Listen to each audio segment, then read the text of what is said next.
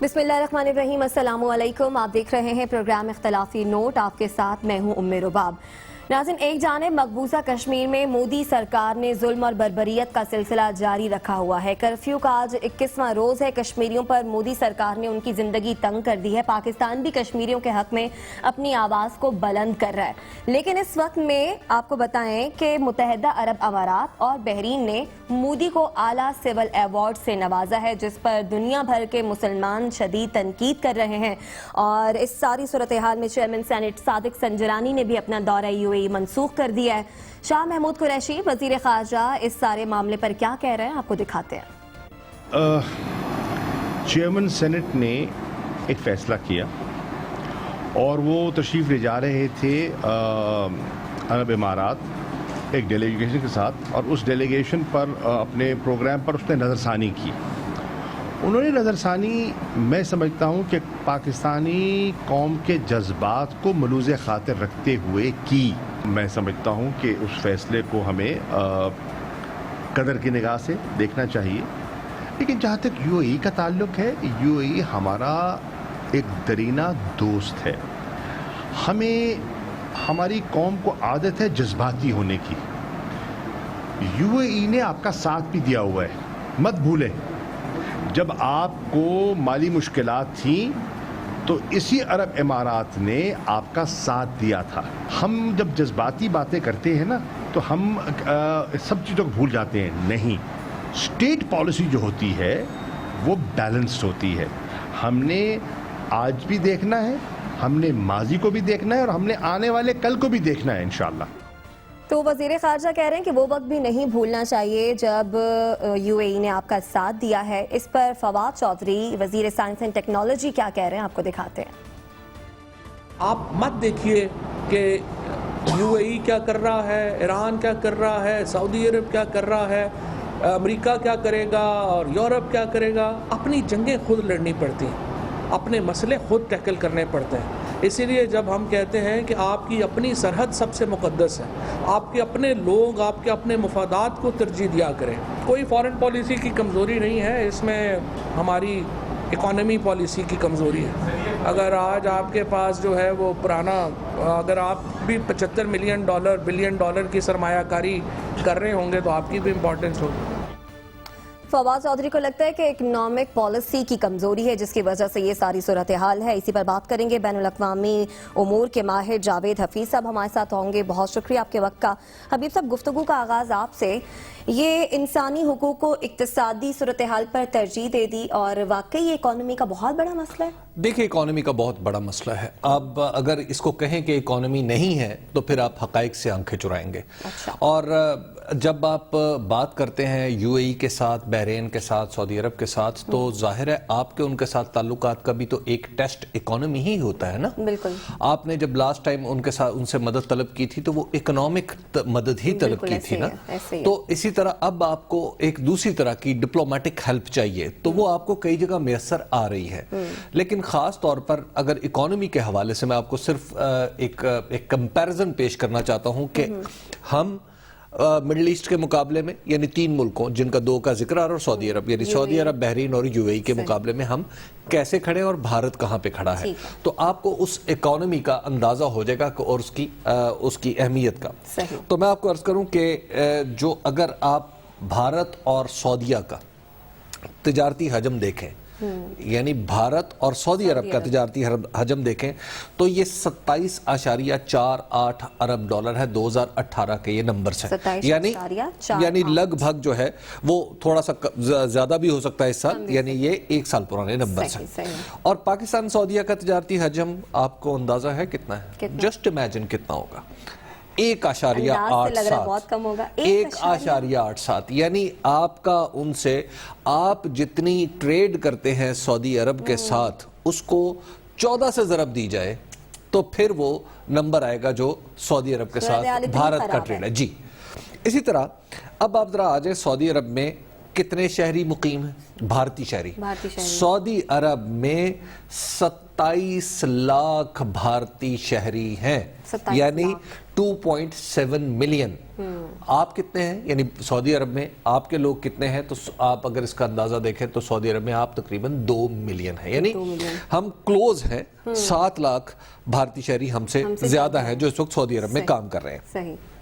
اچھا اب ذرا آگے آ جائیں جس کا ذکر بہت زیادہ ہو رہا ہے، یو اے ای اور بھارت کا جو اگر تجارتی حجم آپ دیکھیں تو اٹ از ڈبل کہ سعودیہ سے، یعنی 60 ارب ڈالر. 60 ارب ڈالر جی. اور پاکستان یو اے ای کا تجارتی حجم 7 ارب ڈالر. ٹھیک ہے، 60 اور 7. ٹھیک ہے، یعنی کتنا بڑا فرق ہے. ایسے ہی ہے. اچھا اسی طرح اگر آپ امارات میں اپنے شہریوں کا بھارتی شہریوں کا جائزہ لیں تو آپ کو پتہ چلتا ہے کہ وہاں پہ بھارتی شہریوں کی تعداد 28 لاکھ ہے، 2.8 ملین. یعنی وہاں پر جو سب سے بڑا آبادی کا گروہ ہے وہ بھارتی ہیں. اور اگر آپ پاکستانی شہریوں کی تعداد دیکھیں تو 1/3 ہے، 6 لاکھ، بلکہ 1/3 مین 1/4 ہے. اچھا ٹھیک ہے. تو اب آپ ایسی صورت میں امارات کا اور پھر آپ ریسنٹلی آپ دیکھ رہے ہیں کہ وہاں پہ کتنے امارات کے ساتھ آپس میں سودے ہو رہے ہیں. 150 ارب ڈالر تک وہ اپنی ٹریڈ کو لے جانا چاہتے ہیں آئندہ 5 سال کے اندر. پھر ان کے درمیان میوچل انویسٹمنٹ کے کتنے بڑے بڑے آپ کو پتا ہے کہ ان کے معاہدے ہوئے ہیں. اور پھر آپ کو ایک اور بات واضح کر دوں کہ یہ جو مودی صاحب کو وہاں پہ تمغہ ملا ہے، جو انہوں نے سول ایوارڈ ملا ہے، یہ معاملہ 5 اگست کے بعد کا نہیں ہے. ایسا نہیں ہے کہ ایک ہفتہ پہلے ہوا ہے، یہ دراصل الیکشن سے بھی پہلے کی بات ہے. تو یہ ہمیں یاد رکھنی چاہیے. اچھا جی، اب آپ آ جائیں ذرا پاکستان اور بحرین کے درمیان. پاکستان اور بحرین کا تجارتی حجم جو ہے وہ ہے صرف 36 کروڑ ڈالر. 36 کروڑ جی. اور بحرین میں پاکستانیوں کی تعداد کتنی ہے؟ 1,20,000. اب آپ ذرا جہاں پہ یہ جلسہ بھی ہوا ہے بحرین میں، آپ کو پتا ہے کہ مودی صاحب نے وہ اسٹیڈیم میں جلسہ بھی کیا. تو بھارت اور بحرین کا جو تجارتی حجم ہے وہ 1 ارب ڈالر ہے، یعنی ہم سے ایک دفعہ پھر 3 گنا زیادہ. اور بحرین میں بھارتی شہریوں کی تعداد اگین ہم سے 3 گنا زیادہ ہے، 3.5 لاکھ. 3.5 لاکھ. تو اب آپ ذرا تصور کر لیں کہ نو ڈاؤٹ آپ اور ہم اور یو اے ای، ہم اور بحرین، ہم اور سعودی عرب ایک دوسرے کے ساتھ بہت کلوز ہیں، ہمارے ثقافتی مذہبی تعلقات ہیں.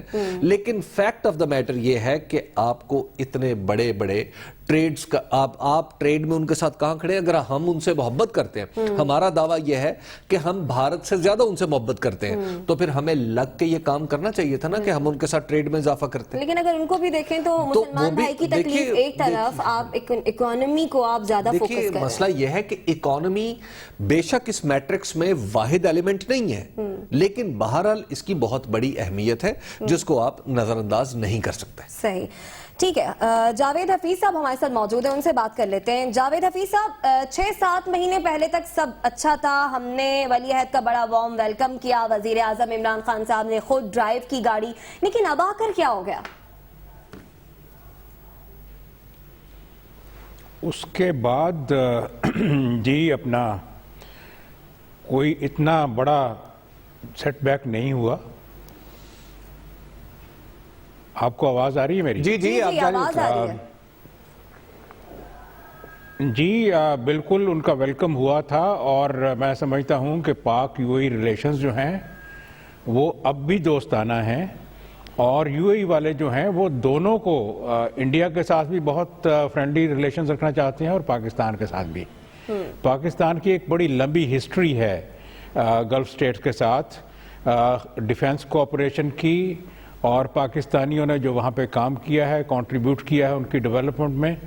اور اس کے علاوہ ہماری پولیٹیکل ریلیشن شپ جو ہے وہ بھی بہت سٹرانگ رہی ہے. لیکن جیسا کہ حبیب اکرم صاحب نے فرمایا، اب اکنامک ریلیشنز جو ہیں وہ دوسری چیزوں پہ حاوی ہیں. اور جو یہ بات ہے کہ جی نظریاتی بات کہ جی چونکہ دونوں ملک یو اے ای اور پاکستان اور بحرین تینوں اسلامی ملک ہیں، اس لیے ان کو صرف پاکستان کی طرف ان کا جھکاؤ ہونا چاہیے. تو آج کی دنیا میں اکنامک ریلیشن شپ جو ہے وہ بہت امپورٹنٹ ہے، اور انٹرنیشنل ریلیشنز میں ملکی مفادات کو دیکھا جاتا ہے. اور جیسا کہ انہوں نے وہ فگر دے چکے ہیں اور میں ان کو ریپیٹ نہیں کرنا چاہتا. ظاہر ہے کہ انڈیا کی اکانومی جو ہے وہ ہم سے بڑی ہے اور وہ بڑی رہے گی, لیکن ہم نے اپنی اکانومی کو ترقی دینی ہے. ہم نے اپنی اکنامک ریلیشن شپ جو ہے ان ملکوں کے ساتھ جب ہم ان ملکوں سے اپنے تعلقات کا ذکر کرتے ہیں, اکنامک ریلیشن شپ کا ذکر کرتے ہیں, تو آپ کو تو تجربہ ہے ان سارے معاملات کا, ہم ان کو ڈیپن کیوں نہیں کر پا رہے, گہرائی میں کیوں نہیں لے کے جا رہے؟ مطلب ٹریڈ آپ سعودی عرب کے ساتھ ہماری دیکھیں تو اٹس نتھنگ, سارے ملکوں کے ساتھ دیکھیں تو نتھنگ, تو ہم کیوں نہیں آخر کر پا رہے ایسا؟ اس کی ایک بڑی وجہ جو ہے وہ تو آپ کی اکانومی کی حالت ہے. ٹھیک ہے. ایک دیکھیں انڈیا جو ہے وہ 6+ پہ ڈیولپ کر رہا ہے اور کئی سالوں سے کر رہا ہے. پاکستان جو ہے اس وقت تقریباً 3% پہ ڈیولپ کر رہا ہے اور آپ کی ایکسپورٹس جو ہیں وہ پچھلے 4-5 سال پہ اسٹیگننٹ ہیں. تو اگر آپ کے پاس ایکسپورٹیبل سرپلس نہیں ہوگا تو آپ ان ملکوں کے ساتھ ٹریڈ کیسے بڑھائیں گے؟ یعنی یہ صرف یہ تو نہیں کہ آپ وش کر لیں کہ جی ہم نے بڑھانی ہے. اصل میں تو آپ کی فیکٹریز جو ہیں ان کو چلنا چاہیے, ان کو دن رات چلنا چاہیے, ان کو اتنی چیزیں پروڈیوس کرنی چاہیے جو ہم ایکسپورٹ کر سکیں. وہ ہم پروڈیوس نہیں کر پا رہے. تو پہلا سٹیپ تو یہ ہے کہ آپ اپنی اکانومی کو صحیح شیپ میں لائیں, اپنا ایکسپورٹیبل سرپلس بڑھائیں.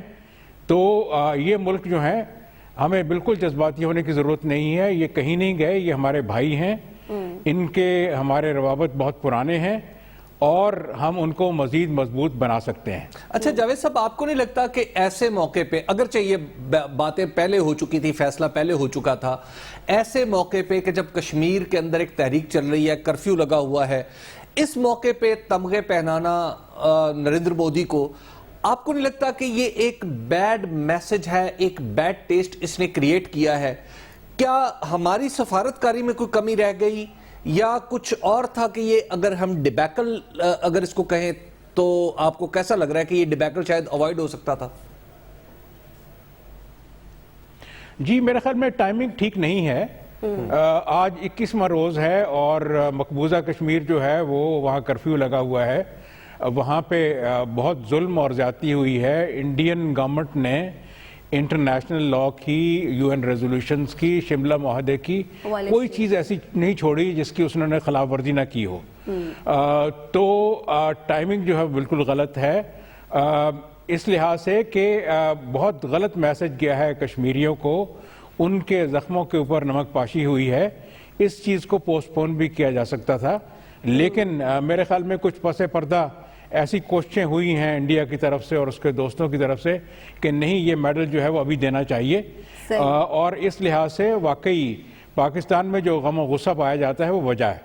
بالکل حبیب صاحب, ایسا ہو سکتا تھا, جاوید حفیظ صاحب بھی ٹھیک کہہ رہے ہیں کہ پوسٹ بون ہو جاتا یہ ساری صورتحال. ایک جانب حریت رہنما جہاں اقوام عالم سے, امت مسلمہ سے یہ اپیل کر رہے ہیں کہ آپ ہمارا ساتھ دیں, ہماری آواز کو دنیا تک پہنچائیں. تھوڑا سا اگر آپ نے سول ایوارڈ دینا ہی تھا تو ٹھیک ہے شوق سے دیں, لیکن کچھ ڈیلے کر دیتے, اس سے تو مودی کو کانفیڈنس ملا کہ آئی ایم ڈوئنگ رائٹ. دیکھیں میرا خیال یہ ہے کہ ہمیں اپنے دوستوں پہ ان کی مقدرت سے زیادہ بوجھ نہیں ڈالنا چاہیے. جب وہ پہلے اعلان کر چکے ہیں کہ جناب ہم آپ کو, اور اس واقعے سے پہلے اعلان کر چکے ہیں کہ ہم آپ کو یہ تمغہ دینے کا ارادہ رکھے ہوئے ہیں, تو اتنا بوجھ پولیٹیکلی ان کے اوپر نہ ڈالیں کہ وہ خود کو بھارت کے اگینسٹ یا سٹارکلی اگینسٹ کیمپ میں محسوس کریں, یا یہ سمجھیں کہ بھارت کے ساتھ جو ان کے تعلقات ہیں اس کے اندر بہت ساری جو سیکیورٹی سٹریکس ہیں, آپ کہہ رہے ہیں کہ توقع بہت زیادہ لگا لیتے ہیں. ہماری جو توقع تھی وہ بہت زیادہ تھی. میرا خیال ہے کہ ایک تو تھوڑا سا یہ بات ہے ہمیں اپنے لوگوں کو سمجھانے کی ضرورت ہے. لیکن جاوید حفیظ صاحب, میں آپ سے یہ پوچھنا چاہ رہا ہوں کہ ہم ایک موقع پہ دیکھ چکے ہیں کہ جب افغانستان کا معاملہ تھا 80s میں, تو اس وقت ہم ایک یکسو تھے. یہ سارے لوگ جن کی آج ہم باتیں کر رہے ہیں یہ ہمارے ساتھ تھے, ہم ان کی نمائندگی یونائٹڈ نیشن میں بھی کر رہے تھے. اس وقت کیا فیکٹر تھا جو آج مسنگ ہے کہ کشمیر کے مسئلے پہ وہ یکسوئی ہمارے ان دوستوں میں نظر نہیں آ رہی؟ جی اس کی وجوہات بہت صاف ہیں. ایک تو یہ ہے کہ جب 1980s کی آپ بات کر رہے ہیں تو وہ کولڈ وار کا زمانہ تھا, اور جب سوویت یونین آیا ہے افغانستان میں تو ان ملکوں کو, خلیجی ممالک کو یہ خطرہ تھا کہ یہ صرف افغانستان تک نہیں رکے گا بلکہ آگے خلیج تک آئے گا. لہٰذا ان کی جنگ اور پاکستان کی جنگ ایک جنگ تھی. اس وجہ سے نہ صرف خلیجی ممالک بلکہ ہمیں, آپ کو یاد ہوگا کہ یو این جنرل اسمبلی میں بڑی اوور ویلمنگ میجورٹی کے ساتھ افغانستان کا ریزولوشن پاس ہوتا تھا. تو آج کولڈ وار کا زمانہ بھی نہیں ہے. اور کشمیر کے بارے میں آپ کو یاد ہوگا کہ یو اے ای کا جو پہلا بیان آیا تھا 5 اگست کے بعد, وہ بھی ذرا تھوڑا حیران کن تھا, چونکانے والا تھا. اس میں انہوں نے کہا تھا کہ یہ انڈیا کا داخلی معاملہ ہے, جبکہ ایسی بات نہیں تھی. یہ انڈیا کا داخلی معاملہ نہیں ہے اور یہ بالکل انٹرنیشنل معاملہ ہے. تو میں اب بھی پھر یہ کہوں گا, آپ نے جو فرمایا تھا کہ یہ اعلان جو ہے یہ اپریل میں کر چکے تھے کہ ہم نے یہ میڈل دینا ہے, ضرور دیتے, لیکن کیا ضروری تھا کہ یہ 25 اگست 2019 میں ہی دیے جاتا؟ کیا یہ 2 مہینے بعد 4 مہینے بعد نہیں دیے جا سکتا؟ جب ڈیٹس اناؤنس ہو چکی تھی تو کیا ہمارا کوئی سفارتی ذریعہ ایسا تھا, سفارتی کوشش ایسی تھی جو ہم کر سکتے تھے؟ یو نو دیز تھنگز کے بیک چینل پہ کچھ نہ کچھ ہو سکتا تھا کیا ہمیں, یا ہماری اس کوشش میں کوئی کمی رہ گئی؟ جی بالکل, مجھے لگتا ہے, مجھے جنرلی میری اپنی فیلنگ یہ ہے, مجھے تو گلف چھوڑے ہوئے 10-11 سال ہو گئے ہیں, لیکن جو میں ریڈ کر رہا ہوں کہ ان ملکوں میں ہماری سفارتکاری بہت کمزور ہے. ہم منجھے ہوئے سفارتکار وہاں نہیں بھیج رہے. تو یہ چیزیں تو پہلے سے, جب اپریل میں یعنی آج سے 4 مہینے پہلے یہ اناؤنس ہو گیا تھا کہ یہ میڈل دینا ہے, تو ہمارے سفارتکاروں کا یہ کام تھا کہ وہ پتہ لگاتے کہ یہ کب مل رہا ہے, اور خاص طور پر یہ جو پچھلے 20 دن ہیں ان میں اور ان سے پہلے بھی کہ یہ کب دے رہے ہیں. اور ہمیں بالکل پوری تندہی کے ساتھ کوشش کرنی چاہیے تھی کہ یہ اس وقت نہیں ملنا چاہیے, یہ بعد میں ہو, کیونکہ اس وقت بہت یعنی کشمیریوں کو خاص طور پہ اور پاکستانیوں کو عام طور پہ اور امت مسلمہ کو بھی عمومی طور پہ ایک بڑا غلط میسج گیا ہے کہ ایک طرف جو ہے وہ ظلم اور زیادتی ہو رہی ہے, اور دوسری طرف حبیب صاحب اس موقع پر جو ہے جذبات بھی مجروح ہوتے ہیں, لیکن شیخ رشید صاحب کی بات کر لیتے ہیں. وہ بھی کچھ اسی قسم کے عزائم کا تذکرہ کر رہے ہیں, عوام کو اکٹھا کر کے, اور کہہ رہے ہیں کہ جی کوئی مندر کی گھنٹی نہیں بجے گی, یہ نہیں ہوگا, وہ نہیں ہوگا. مطلب آپ اپنے آپ کو انہی کے ساتھ کمپیئر کر رہے ہیں, اگر وہ برے ہیں تو آپ بھی برا بننا چاہ رہے ہیں. ایک تو یہ ہے کہ شیخ رشید صاحب کو اس طرح کی بات کرنی ہی نہیں چاہیے. شیخ رشید صاحب کو خارجہ معاملات کا تو ڈیفینیٹلی نہیں پتا, ریلوے میں ہم ان کی کارکردگی سے بخوبی آگاہ ہیں, اور پھر جب پاکستان کے اندر ہم نے, آپ ہندوتوا کے مقابلے میں کیا کہنا چاہ رہے ہیں؟ بالکل وہی میسج دے رہے ہیں. میرا خیال ہے کہ آپ کوئی میسج, اور شیخ رشید صاحب کو اس پہ خاموش رہنا چاہیے. لیکن یہ جلسے کی تقریریں ہیں, جلسوں کی تقریروں میں اس طرح کی غیر ذمہ دارانہ حرکتیں ہو جاتی ہیں. جاوید صاحب, جیسے ابھی آپ نے کہا کہ سوویت یونین ایک ایگزسٹینشل تھریٹ تھی, وجود کو دھمکی تھی خلیج کے بھی اور پاکستان کے بھی, کیا آپ کو نہیں لگتا کہ بھارت کے اندر جو فیشزم آ رہا ہے, جو نیزیزم آ رہا ہے, اور جس انداز سے ہندوتوا کا فلسفہ آگے بڑھایا جا رہا ہے, تو یہ بھی آگے چل کے ایگزسٹینشل تھریٹ بنے گا پورے خطے کے لیے؟ اور کیا ہم اس آرگومنٹ کو خلیج میں سیل کر سکتے ہیں؟ جی پہلے تو میں آپ کی اس بات کی تائید کروں گا کہ ہمیں یہ بالکل نہیں کہنا چاہیے کہ مندر میں گھنٹی نہیں بجے گی اور یہ نہیں ہونا چاہیے, وہ نہیں ہونا چاہیے. ہر ایک تمام لوگوں کو مذہبی آزادی حاصل ہے, اور آپ کو یاد ہوگا کہ گلف میں سب سے پہلا ہندو ٹیمپل جو ہے وہ دبئی میں بنا تھا چند سال پہلے, اور ٹھیک ہے وہاں پہ بہت بڑی آبادی ہے ہندوؤں کی, تو ان کے لیے انہوں نے بنا دیا. دوسرا جو آپ کا سوال ہے کہ فاشزم جو انڈیا میں آ رہا ہے اس کا خطرہ تمام مسلم امہ کو ہے, تمام مسلم ورلڈ کو ہے. یہ بالکل اس چیز کے اوپر کام کرنے کی ضرورت ہے, اور سوچ سمجھ کر کام کرنے کی ضرورت ہے, کیونکہ یہ بالکل خطرہ نہ صرف پاکستان کے لیے ہے بلکہ تمام اسلامی ممالک کے لیے ہے کہ ایک ایسا شخص جو جنونی ہے, جس نے گجرات میں ہزاروں لوگوں کو, ہزاروں مسلمانوں کا قتل کیا, اور اب کشمیریوں کے اوپر ظلم کے پہاڑ ڈھا رہا ہے, اس کو اور اس کی پارٹی کو اور اس کی سوچ کو، یعنی میں تو سمجھتا ہوں کہ یہ جو کچھ کشمیر میں ہوا ہے، میں نے اس دن ایک ٹویٹر میں یہ کہا تھا کہ آج جو ہے گاندھی جی کا قاتل جو ہے اس کی کامیابی ہوئی ہے. صحیح، تو بالکل. انڈیا اور اس ساری صورتحال میں آپ ٹھیک کہہ رہے ہیں، مودی کو ایک کانفیڈنس دیا ہے. بہت شکریہ جاوید حفیظ صاحب ہمارے ساتھ موجود تھے. وقت ہے بریک کا. بریک سے جب واپس آئیں گے تو بات کریں گے پشاور کا BRT منصوبہ جو کہ حکومت کی گلے کی ہڈی بن کر رہ گیا ہے، نہ آر ہو رہا ہے نہ ہی پار. ساتھ ہی ساتھ کراچی کا بہت بڑا مسئلہ، کراچی کا کچرا، اس پر بھی بات ہوگی. ہمارے ساتھ رہیے گا.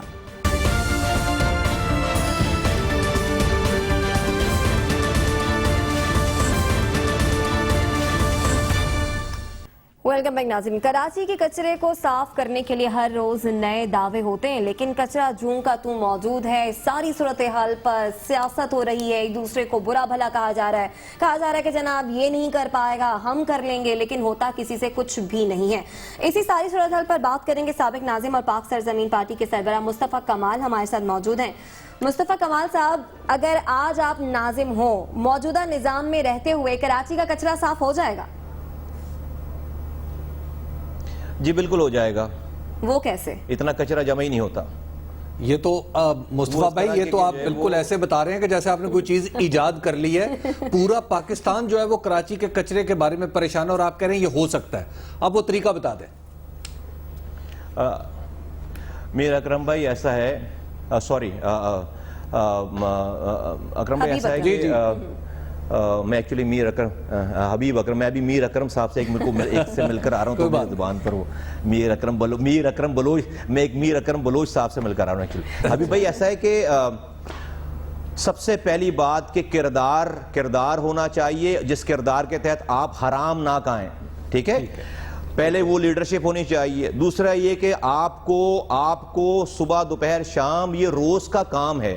آپ کو امپلائیز جو آپ کے ہیں آپ نے ان کو روز روڈ پر رکھنا ہے، ان کے تنخواہوں کو اپنی جیب میں نہیں ڈالنا ہے ان کو چھٹی دے کر، اور آپ نے اب مشینوں کے فیول کے پیسے جیب میں نہیں ڈالنے ہیں، وہ مشینوں کو استعمال کرنا ہے. اور یہ روزانہ یہ کچرا اٹھ رہا تھا. میں اس لیے اتنی آسانی سے آپ کو کہہ رہا ہوں، آپ نے ایک لائن کا سوال پوچھا، میں نے ایک لائن کا جواب اس لیے دیا. بالکل ہو سکتا ہے، اس لیے کہ مجھے اپنے کردار کا پتہ ہے. میں نے 30,000 کروڑ روپے خرچ کیے، اس میں سے 3 روپے بھی اپنے بچوں کو اپنے آپ کو حرام نہیں کھلوایا. آج دیکھیے ہم کیا ڈیمانڈ کر رہے ہیں. آج میں میئر سے نہیں کہہ رہا کہ بھائی تم برج دے دو، مجھے انڈر پاس بنا کے دے دو، تم بڑی سڑک بنا کر دے دو، تم ہسپتال بنا دو، اسکول بنا دو. نہیں، کوئی میک اپ چلے بھائی نہیں ہوں گے اس کے اختیارات. ہم صرف کہہ رہے ہیں کہ بھائی ہمارا کچرا صاف کر دو، نالوں کی صفائی کر دو. اور یہ جو آفلز پڑے ہوئے ہیں 2 ہفتے ہو گئے بقرعید کو، بھائی میں نے 5 سالوں تک ان آفلز کو ٹھکانے لگایا نہیں لگایا. کوئی ٹرانسمیشن ہوتی تھی اس کے اوپر، کوئی ٹاک شو ہوتا تھا اس کے اوپر، کوئی اس کے اوپر مظاہرہ ہوتا تھا، کوئی ٹی وی اس کے اوپر نوٹس بھی لیتا تھا. جب سارا شہر سوتا تھا تو کوئی رات میں جاگتا تھا لوگوں کی آرام کے لیے، سکون کے لیے. یہ ویری سمپل، یہ میکینزم ایسا نہیں کہ جب آپ آرام سے، اس کے پیچھے دیانت داری تھی، اس کے پیچھے کردار تھا، اس کے پیچھے انتھک محنت تھی. ابھی صوبائی حکومت پیسے نہیں دے رہی، میرے پاس بندے نہیں ہیں، میرے پاس مشین نہیں ہے، میرے پاس سرمایہ نہیں ہے. اچھا، دونوں صورتوں میں ہم ایک دوسرے کے اوپر الزامات کی بوچھاڑ دیکھ رہے ہیں. یہ پہلے آپ کے پاس کیا پیسہ بہت زیادہ تھا، کیا مسئلہ تھا، اور وہ لوگ کہاں چلے گئے پھر جن سے آپ کام لے رہے تھے؟ ابھی بھائی جو امپلائیز میرے زمانے میں تھے وہ آج بھی 2,500 سے زیادہ صرف سٹی گورنمنٹ کے پاس ہیں، KMC کے پاس ہیں. اور ڈسٹرکٹس کے تمام لوگوں کو ملا کر اس کی تعداد کم سے کم 7 سے 8,000 امپلائیز کی ہے جو کہ سوپر ہیں، جن کی تنخواہیں جاتی ہیں کروڑوں روپے میں. وہ تنخواہیں آج بھی جا رہی ہیں. وہ سب لوگ چھٹیوں پہ بھیجے گئے ہیں اور سادہ پیسہ ان کو 50% ان کو دیتے ہیں، 50% جیب میں ڈالتے ہیں ان کی امپلائی. پھر ٹرکس اور جو یہ مشینریز ہیں یہ سینکڑوں کی تعداد میں آج بھی موجود ہیں. وہ ان کا مینٹیننس کا خرچہ، آپ ان سے بولیں کہ اچھا بھائی کچرا تو نہیں اٹھ رہا، ذرا سٹی گورنمنٹ اپنے اخراجات دکھا دیں تو آپ اس میں ہیڈز میں دیکھیں گے کہ اربوں روپے سالانہ فیول میں انہی کچرے کی گاڑیوں کے اوپر اور کچرے کی گاڑیوں کے مینٹیننس کے اوپر اور انہی امپلائیز کے اوپر خرچ ہو رہا ہے. میرے زمانے میں بھی اس معاملے میں بالکل اتنا ہی اختیار تھا. 1 روپے بھی کبھی پروونشل گورنمنٹ نے نالوں کی صفائی کے لیے مجھے نہیں دیا. ہماری تو حسرت ہی رہ گئی, ہمیں ہماری سوچ میں بھی نہیں تھی کہ پروونشل گورنمنٹ ایک نالے کی صفائی کے لیے ایک سیزن میں 50 کروڑ روپے دے دے. اس دفعہ پروونشل گورنمنٹ نے ان کو دیے پیسے اور وہ اس کا ڈینائل بھی نہیں کر رہے. حبیب بھائی آج بھی میں آپ کو کرکس بتاتا ہوں کیا کریں. دیکھیے سولوشن بتاتا ہوں, بہت ساری باتیں سولوشن بتا رہا ہوں. سب سے پہلے 3 باتیں اس کے اندر. سب سے پہلے شہر کی قیادت جو ہے باکردار قیادت ہو. اگر باکردار قیادت نہیں ہوگی تو آپ ان کو لندن کا بھی میئر بنا دیں گے, یہ لندن کو بھی لیاری بنا دیں گے 6 مہینے میں, یہ لندن کو بھی لالو کھید, یہ لندن میں بھی کچرا جمع ہو جائے گا, پھر لندن میں بھی لوگ کرنٹ لگ کر مر رہے ہوں گے, لندن میں بھی جو ہے وہ پانی کھڑا ہو جائے گا. یہ بات مسئلہ اختیار کا نہیں ہے, کردار کا. تو کردار والی لیڈرشپ ہو نمبر 1. دوسرا 5 گاربیج ٹرانسفر اسٹیشن فیوچر کے لیے جو کہ جگہ میں چھوڑ کر گیا ہوں ماسٹر پلان میں موجود ہے, GTS اس کو کہتے ہیں, وہ پروونشل گورنمنٹ اور فیڈرل گورنمنٹ بنا سکتی ہے, وہ بنوانا شروع کر دے. تیسری بات ہے کہ یہ جو پروونشل گورنمنٹ نے سالڈ ویسٹ مینجمنٹ بورڈ بنا رکھا ہے, اس بورڈ کی وجہ سے اس میئر کو یہ موقع مل رہا ہے کہ یہ اپنا الزام بھی ان کے اوپر ڈالیں.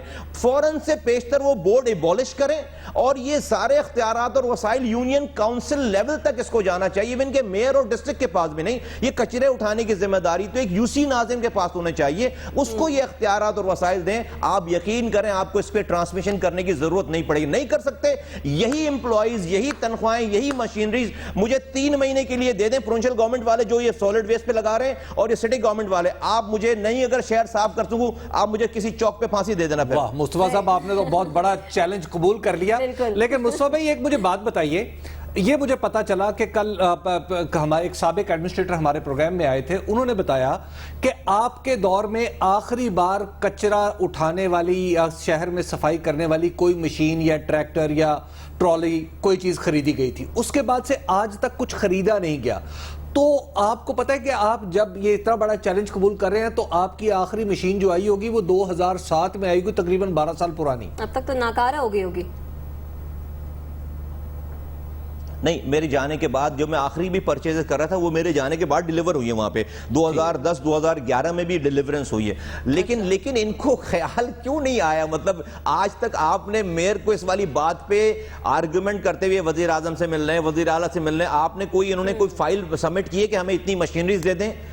یہ تو صرف کیش مانگ رہے ہیں, کہہ رہے ہیں کہ ہمیں اتنے ارب روپے چاہیے, ہمیں اتنے کروڑ روپے چاہیے. تو کیش بھائی انہوں نے کوئی پروجیکٹ, یہ تو کراچی کے لوگ نکال کر دے دیں. حبیب اکرم بھائی ان کا جو ہے وہ ان کو پتہ ہی نہیں ہے, ان کو پتہ ہی نہیں ہے. پروونشل گورنمنٹ نے ان کو موقع فراہم کر دیا ہے. پروونشل گورنمنٹ نے چند ڈپارٹمنٹ جو اپنے پاس لے لی, اس کی وجہ سے ان کو موقع ملتا ہے کہ جو ان کے پاس بھی کرنے والا کام ہے یہ بھی ان کے اوپر بلیم ڈال دیتے ہیں. پروونشل گورنمنٹ کو سب سے پہلے ڈپارٹمنٹ ایوالو کرنا چاہیے. کراچی صاف کریں, آپ کو کیا لگتا ہے یہ مہم کامیاب ہو جائے گی؟ علی زیدی صاحب کی کال ایک دن پہلے اس مہم کے شروع کرنے سے پہلے میرے پاس آئی تھی کال. میں نے کہا کہ دیکھیں آپ کی انٹینشن پہ, آپ کی نیت پہ میں کوئی شک نہیں کرتا اور میں اس پہ کوئی کوسچن نہیں کرتا, لیکن اللہ تعالیٰ نے مجھے اس منصب سے گزارا ہے تو مجھے چند بیسک قسم کی مجھے تھوڑی بہت معلومات اس شہر کے بارے میں ہیں, اور اس معلومات کے بنا پر میں آپ سے صرف ایک بڑا سمپل سا سوال کرتا ہوں کہ بھئی کیسے کریں گے 1 ہفتے کے اندر صاحب, 2 ہفتے میں کیسے کریں گے صاحب؟ تو انہوں نے بتایا یہ ہوگا وہ. پھر میں نے ان کو بتایا کہ بھئی آپ کو اس کی گھمبیرتا بھی پتا ہے کہ بھئی 6 گھنٹے کا سفر ہے لینڈ فل سائٹ پہ جانے کا اور آنے کا. 2 لینڈ فل سائٹس ہیں, 13,000 ٹن گاربیج روزانہ پروڈیوس ہوتا ہے. تو آپ یہ 2 ہفتے میں کیسے کریں گے؟ اور میں نے کہا اگر آپ 2 ہفتے میں یہ کر بھی لیں گے تو اس کے اگلے دن پھر 13,000 ٹن گاربیج پروڈیوس ہو جائے گا, تو اس کا کیا؟ میں نے ان کو پھر حل بھی بتایا. میں نے کہا دیکھیے یہ کیمرے کے آگے آ کر کرنے کا کام نہیں ہے فیڈرل گورنمنٹ کا, یہ کیمرے کے پیچھے سے کرنے والا کام ہے, اور وہ کام یہ ہے. میں نے ان کو ریکویسٹ کیا, اور میں بار بار ٹی وی پروگراموں میں بولتا ہوں, آپ کے ذریعے بھی بولتا ہوں کہ علی زیدی صاحب کو وزیر اعظم پاکستان کو کراچی لے کر آنا چاہیے, اور وہ آ کر سیدھے واک ان کریں ایئرپورٹ سے وزیر اعلیٰ ہاؤس, وہاں جائیں وزیر اعلیٰ کے پاس, وہاں گورنر کو میئر کو بلائیں اور خود بیٹھیں. اور میں نے آگے کی یہ بھی ریکویسٹ کی ہے کہ چونکہ یہاں پر ان پارٹیز کا آپس میں اختلاف ہے اور یہ بیٹھتے نہیں ہیں, تو میں نے ریکویسٹ کی کہ جس طرح سے army chief line of control کا وزٹ کرتے ہیں, کراچی بھی لائن آف اکانومی ہے, کراچی آپ کے ملک کی شہرگ ہے اکانومی کی. اب وہ یہاں آئیں, وہ بھی اس میٹنگ میں بیٹھ جائیں, کمرہ بند کر کے بیٹھیں, باہر جب آئیں تو کراچی کو ایک نظام دیں, کراچی کو ایک نظام دیں. چیلنج قبول کیا اور آپ نے کہا کہ آپ یہ کام کر سکتے ہیں, تو کوئی ٹائم بتا دیجئے, ٹائم فریم دے دیجئے. اگر آپ کو یہ ذمہ داری سونپی جاتی ہے تو کتنی دیر میں یہ کام ہو جائے گا؟ 3 مہینے. 3 مہینے میں یہ سالڈ ویسٹ مینجمنٹ بورڈ ختم کریں سارے, یہ مجھے دے دیں, یہ جو ہے وہ ساری سٹی گورنمنٹ کے امپلائیز اور ساری یہ مجھے یہ نہیں جو یہ خرچ کر رہے ہیں, جو یہ امپلائیز پہ اور مشینریز پہ خرچ کر رہے ہیں, یہ مجھے دے دیں. میں جو 3 مہینے میں یہ مجھ سے شہر صاف لے لیں, میں ₹1 پر منتھ فیس لوں گا ان سے, سٹی گورنمنٹ والوں سے اور پروونشل گورنمنٹ والوں سے. ٹھیک ہے, بہت شکریہ. مصطفیٰ کمال صاحب ہمارے ساتھ موجود تھے اور وہ کہہ رہے ہیں کہ جناب 3 مہینے میں وہ یہ کام بہت بڑی آفر ہے, بہت بڑی پیشکش کر رہے ہیں وہ. بہرحال وقت ہے بریک کا, واپس آئیں گے, بریک کے بعد ہمارے ساتھ رہیے گا.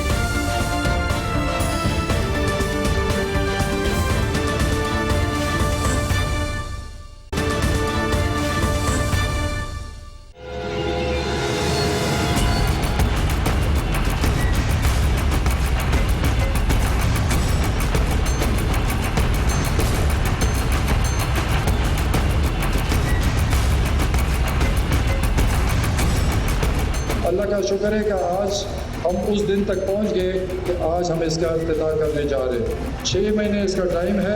ہمارے لیے گنجائش ہی نہیں ہے کہ یہ لیٹ ہو جائے یا اس کی کوالٹی خراب ہو. زیادہ سے زیادہ یہ 8 مہینے میں کمپلیٹ ہو جائے گا اور یہ دنیا کا fastest construction work of BRT ہوگا. یہ ایک ریکارڈ ہوگا دنیا کا.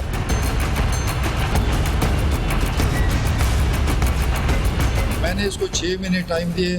اس کا آپ سمجھے کہ میری غلطی کام 6-8 مہینے میں ختم ہو سکتا ہے, تو اس لیے میں نے تو 6 مہینے ٹائم دیا, حالانکہ مجھے سال ٹائم دینا چاہیے تھا, پھر آپ کو شور نہ مچانا پڑتا. جو مین کوریڈور ہے اس کو ہم دسمبر تک کمپلیٹ کروا سکتے ہیں. جون تک پلان کر رہے ہیں, 1 آدھ مہینہ ارلی ہے, 1 آدھ مہینہ بعد میں. فیڈر روٹس تقریباً 68 کلومیٹرز کے لیے. کوئی پرابلم ایسے آئے بیچ میں جس میں ڈیزائن میں چینجز آئی اور جس کی وجہ سے میں یہ اگری کرتا ہوں کہ اس میں تاخیر ہوئی ہے. 23 مارچ 2019 کو جو ہماری لاسٹ میٹنگ ہوئی ہے ڈپارٹمنٹ سے ہمیں کہا ہے کہ ہم ہینڈ اوور کریں گے اور یہ کمپلیٹ ہو جائے.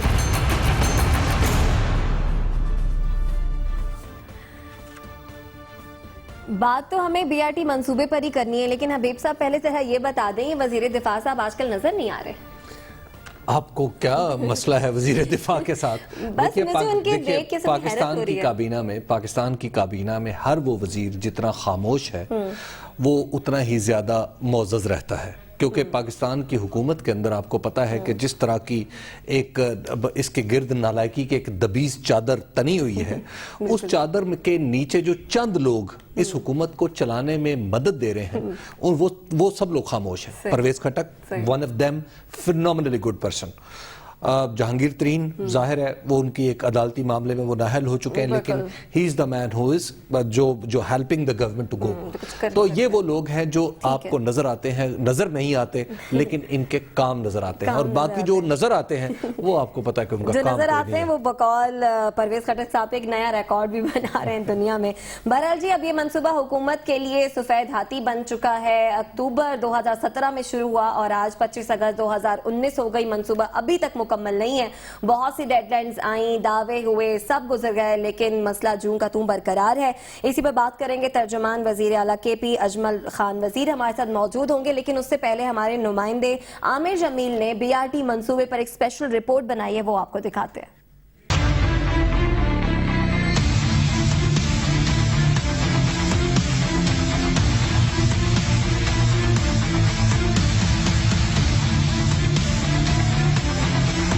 اس وقت میں موجود ہوں پشاور کے میگا پروجیکٹ BRT یعنی بس ریپڈ ٹرانزٹ منصوبے میں, جسے شروع تو کیا گیا تھا اکتوبر 2017 میں صرف 6 ماہ کی مدت میں مکمل کیے جانے کے وعدے کے ساتھ, لیکن تقریباً 2 سال کا عرصہ مکمل ہونے کو ہے. یہ پروجیکٹ ابھی بھی مکمل نہیں اور اس میں تعمیر کا کام جاری ہے. ویسے تو اس میں کل 31 اسٹیشنز جو ہیں وہ بنائے جانے تھے, جن میں سے تاحال ایک بھی مکمل نہیں, اور ہر اسٹیشن پر کچھ نہ کچھ کام رہتے ہیں جسے مکمل کیا جا رہا ہے.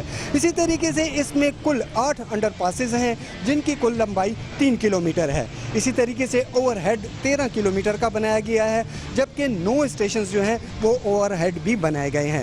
ابتدائی طور پر منصوبے کی جو لاگت تھی وہ تقریباً 50 بلین روپے تھی. منصوبے میں جب تبدیلیاں کی گئیں تو اس کا تخمینہ بھی بڑھ کر تقریباً 70 بلین تک پہنچ چکا. چمکنی سے لے کر حیات آباد تک کی تقریباً 26 کلومیٹر کی سڑک تعمیر کرنی تھی, جبکہ سڑک کی لمبائی 65 کلومیٹر تک جا پہنچی ہے. اسی طریقے سے چند تکنیکی مسائل اور تبدیلیوں کے باعث تکمیل کی تاریخ میں بار بار تبدیلی دی جاتی رہی۔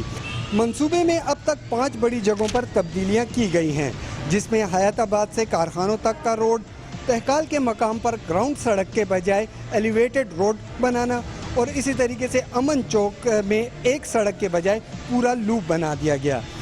فردوس کے قریب ملک سعد پل سمیت سڑک لائنز میں اضافہ کیا گیا ہے۔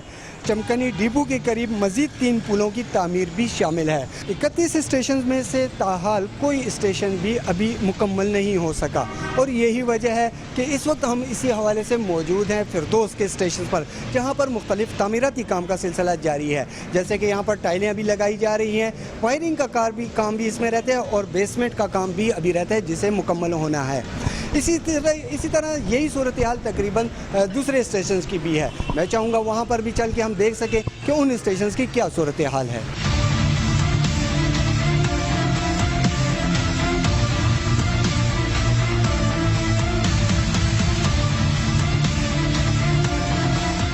منصوبے میں تاخیر کی ایک بڑی وجہ یہاں پر ہونے والی بار بار تبدیلیاں بھی ہیں۔ اس وقت بھی ہم سنہری مسجد روڈ پر موجود ہیں، جہاں پر سڑک کی چوڑائی اتنی زیادہ کم تھی کہ 2 بسیں یہاں سے گزر ہی نہیں سکتی تھی۔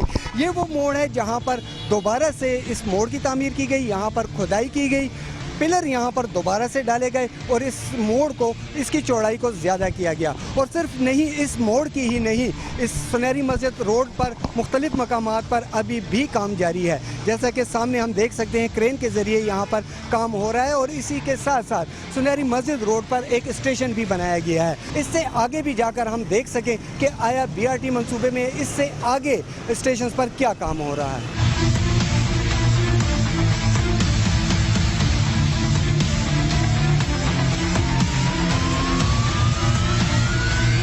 اس وقت ہم موجود ہیں تموانو موڑ اسٹیشن پر، جس کی صورتحال بھی دیگر اسٹیشن سے کچھ مختلف نہیں۔ یہاں پر ایک طرف تو اسٹیشن میں کام ہو رہا ہے، تو دوسری طرف عوام کی سہولت کے لیے جو بنایا گیا پل ہے اس پر تعمیراتی کام ابھی بھی جاری ہے، جیسا کہ ہم دیکھ سکتے ہیں کہ سامنے مزدور جو ہے وہ پل کو جوڑنے کا کام کر رہے ہیں۔ اور یہ صورتحال جیسا کہ میں نے بتایا کہ 31 اسٹیشنز ہیں، 31 میں سے کوئی ایک اسٹیشن بھی ایسا نہیں جسے ہم کہہ سکیں کہ وہ مکمل کر دیا گیا ہے۔ اگر اس BRT پر کام جو ہے وہ مکمل کر بھی لیا جائے تو وہ کارخانوں مارکیٹ کا جو حصہ ہے وہ نہیں کھولا جا سکے گا، کیونکہ وہاں پر ابھی تک کام شروع ہی نہیں کیا گیا۔ اور اگر روڈ کی بات کریں تو حیات آباد سے چمکنی تک کا جو روڈ ہے وہ مکمل کر لیا گیا ہے، سوائے کارخانوں مارکیٹ کے، جہاں پر بجلی کی تاروں کی وجہ سے ابھی روڈ بھی مکمل کیا جانا ہے۔ پروگرام اختلافی نوٹ کے لیے کیمرہ مین عزیز اللہ کے ساتھ عامر جمیل، دنیا نیوز، پشاور۔ تو عامر جمیل نے بتا دیا کہ اس وقت آن گراؤنڈ سچویشن ہے کیا۔ اجمل وزیر خان صاحب، آپ تو ترجمان خیبر پختونخوا حکومت کے، کئی دفعہ آئے، آپ نے ڈیڈ لائن دی، پھر ہم نے آپ سے بات بھی کی، پھر آئیں بائیں شائیں ہو گیا، اصل وجہ ہے کیا؟ بتا دیں کیوں نہیں مکمل ہو رہا منصوبہ، یا پھر کوئی ڈیڈ لائن ہی دے دیں، کم از کم کوئی تسلی، کوئی امید۔ پہلی بات تو یہ ہے کہ میں نے ایک دفعہ یہ کہا تھا، 23 مارچ والا میں نے بالکل کہا تھا، لیکن وہ بھی میں نے آپ ہی کے پروگرام میں ایک دفعہ یہ کہا تھا کہ یہ ہمیں ڈپارٹمنٹس اور کانٹریکٹرز نے مل کر جو ہمیں ڈیٹ دیا تھا اس کے اوپر ہم نے آگے یہ ڈیٹ دیا تھا، اور یہ بھی میں نے کہا تھا کہ اگر اس کے اوپر کاروائی نہ ہوئی، اس ڈیٹ پہ نہیں ہوئی تو ہم ایکشن لیں گے۔ چیف منسٹر خیبر پختونخوا محمود خان صاحب نے 23 تاریخ کو اس پہ ایکشن لیا، DG جو PDA ہے اس کو وہاں سے ہٹا دیا، اور کمیٹی بنی، جو اس میں جن لوگوں کو فکس کیا گیا اس کو اسی وقت ان کے عہدے سے ہٹایا گیا۔ اب آتے اس چیز پہ کہ کیا یہ ایک دفعہ ہوا ہے، اکرم حبیب صاحب گواہ ہے، کیونکہ حبیب اکرم صاحب وہ وہاں پہ آئے بھی تھے، میرے ساتھ اکٹھے پروگرام بھی کیا تھا، ہم نے اکٹھا یہ سارا وزٹ بھی کیا تھا۔ ابھی جو صورتحال ہے وہ یہ ہے کہ ابھی ہم نے یہ فیصلہ کیا کہ ڈیڈ لائن نہیں دینی، بالکل نہیں دینی۔ اس کی وجہ یہ ہے کہ اس پہ کمپرومائز ہم نہیں کر سکتے کہ کوالٹی پہ کمپرومائز کریں، اور وہاں پہ جو کام، کیونکہ یہ ایک بہت بڑا منصوبہ ہے، فلیگ شپ منصوبہ ہے، اس میں کوئی دوسری رائے نہیں ہے کہ اس میں تاخیر ہوئی ہے، لیکن تاخیر کے بہت سارے وجوہات ہیں جو کہ یہاں پر اجمل بھائی آپ جو کہہ رہے ہیں کہ کوالٹی کا کام، تو خود آپ کا جو فینانسر ہے اس نے کچھ تحفظات کا اظہار کیا ہے ایشین ڈیولپمنٹ بینک نے کہ کوالٹی کا کام نہیں ہوا بعض جگہ پہ۔ دیکھیں اکرم حبیب صاحب اس میں انہوں نے جو بات کی تھی وہ جو ایک جس رپورٹ کی آپ بات کرتے اس کے بعد جہاں جہاں پہ وہ مسئلہ تھا اس کو پھر باقاعدہ ٹھیک کیا گیا. یہ جو ابھی آپ کے نمائندہ بتا رہے تھے تو اسی کی وجہ سے تو وہ جو کام ٹھیک نہیں ہوا تھا, کہیں پہ غلطی تھی, ڈیفینیٹلی اس میں انجینئرز یا کانٹریکٹر کی کوتاہی تھی, اس کو دوبارہ ٹھیک کیا گیا. کیونکہ ہم یہ کہتے ہیں کہ اگر کام صحیح نہ ہوا تو پھر کوئی فائدہ نہیں ہے جلد بازی میں وہاں پہ بسیں. ابھی آپ کو پتہ ہے ہمارا سیول ورکس جو مین کوریڈور کا ہے وہ کب کا مکمل ہو چکا ہے. ابھی کہیں پہ کوئی مسئلہ ہے وہ تو ہم ٹھیک کر رہے ہیں, لیکن مین کوریڈور پہ ہم نے کام, جب اکرم حبیب صاحب آپ آئے تھے اس میں, ہاں یہ جو سٹیشنز کا مسئلہ ہے اس میں جو کام تھوڑا سا وہ سٹیشن کے حوالے سے ٹھیک نہیں ہوا تھا, اس کو ہم نے پھر دوبارہ اس کو ٹھیک کرنے کی کوشش کی اور اس کو ہو رہا ہے. ابھی ہم جا رہے آئی ٹی ایس سسٹم کے اوپر جو کہ انٹرلنک ہوگا, اس پہ تھوڑا سا ٹائم لگے گا. جو یہ پورا سسٹم ہے جس کی تھرو یہ بسیں چلیں گی اس کو لیکن ہم اجمل وزیر صاحب ٹھیک ہے جو کام ٹھیک نہیں ہوا, کوالٹی ورک آپ لوگ کرنا چاہ رہے ہیں, لیکن لاگت بھی تو دیکھیں کہاں سے کہاں تک پہنچ گئی ہے. پہلے ہی ہمیں معاشی چیلنجز کا سامنا ہے. دیکھیں اس میں سچ اتنا جو ہے نا, میں آپ کو ایک بات بتا دوں کہ اب اس وقت ظاہر ہے کیا ریٹس چل رہے تھے, اور آج پھر اکانومی کی بھی آپ کو پتہ ہے, مجھے بتانے کی ضرورت نہیں ہے, وہ تو ڈیفینیٹلی اس کا فرق تو فرق پڑتا ہے. لیکن کوئی سچ ہم نے یہ کیا کہ پہلے تو یہ اپنا چمکنی سے لے کر یہ حتاباد تک تھا, پھر ہم نے اس کو بڑھا دیا کیونکہ اس کے اوپر میں کافی دفعہ ہم بات کر چکے, پھر اس کو بڑھا دیا گیا, اس کے کلومیٹرز بڑھ گئے, اس کے ساتھ جو ہے نا جو انڈر پاسز تھے جو وہ تھے جو لنک کرنا تھا وہ بھی بڑھ گئے. تو ساتھ ساتھ یہ بتائیے گا کہ پرائم منسٹر عمران خان صاحب کی طرف سے بھی آپ کو کچھ ہدایات جاری ہوتی ہیں کیا؟ اس طرف سے بھی کچھ سوال جواب آپ سے پوچھا جاتا ہے کہ یہ آپ لوگ پروجیکٹ بنا رہے ہیں اب تک مکمل کیوں نہیں ہو رہا ہے, اور آپ انہیں کیا بتاتے ہیں؟ ڈیفینیٹلی آپ کو پتہ ہے حبیب اکرم صاحب کے پرائم منسٹر صاحب بھی اس حوالے سے بات کرتے ہیں, اور جب بھی انہوں نے وہ کیا تو وہ اس کے حوالے سے میں آپ کو بتا رہا ہوں کہ ہفتے میں ایک دفعہ چیف منسٹر خیبر پختونخوا محمود خان صاحب میٹنگ بلاتے ہیں اور اس کے اوپر ہم وار فوٹنگ پہ کام کر رہے ہیں. اب ہم یہ کہتے ہیں کہ جلد بازی میں یا ڈیٹ دینے میں وہ جو کوالٹی ہے یا وہ جو کہیں کوتاہی یا کوئی خامی اس میں نہ رہے, کیونکہ یہ ہمارا فلیگ شپ پروگرام ہے, اس پہ لوگوں نے اس میں کوئی دوسری رائے نہیں ہے کہ پشاور کے عوام کو وزیر خان صاحب جاتے جاتے پروگرام کا وقت ختم ہو رہا ہے, بس ایک بتا دیں کہ آپ کوئی ڈیڈ لائن دے رہے ہیں, آپ کوئی امید دلا رہے ہیں منصوبہ مکمل ہونے کی؟ یہ تو میں نے حبیب اکرم صاحب گواہ ہے, میں نے پشاور میں ان کو کہا تھا کہ بھائی صاحب میں نے کوئی ڈیڈ لائن نہیں دینا جس دن انشاءاللہ کمپلیٹ ہوگا. اب ہم آپ کو سرپرائز دیں گے, ڈیڈ لائن نہیں دے رہے. بہت شکریہ اجمل خان وزیر ہمارے ساتھ موجود تھے. پروگرام سے دیجیے اجازت, اگلے ہفتے ملاقات ہوگی. اللہ نگہبان.